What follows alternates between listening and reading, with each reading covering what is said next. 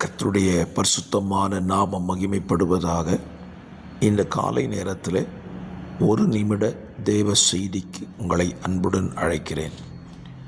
பரலோக ராஜ்யம் யாருக்கு உரியது? மத்தேயு 5:10 சொல்லுகிறது, நீதியின் நிமித்தம் துன்பப்படுகிறவர்கள் பாக்கியவான்கள், பரலோக ராஜ்யம் அவர்களுடையது. பரலோக ராஜ்யம் யாருக்கு சொந்தமா? நீதியின் நிமித்தம் துன்பப்படுகிறவர்களுக்கு பரலோக ராஜ்யம் சொந்தமாகுமா? இந்த காலவேளையில் நீங்கள் துன்பப்படும் பொழுது சற்று யோசியுங்கள். எதற்காக துன்பப்படுகிறீர்கள்? நீதியாக வாழ்ந்ததினால் துன்பப்படுவீர்களானால் சந்தோஷப்படுங்கள்.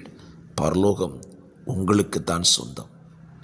சந்தோஷமாக இந்த நாளை அப்படி துவங்குங்கள். கர்த்தர் உங்களை ஆசீர்வதிப்பார். ஆமென்.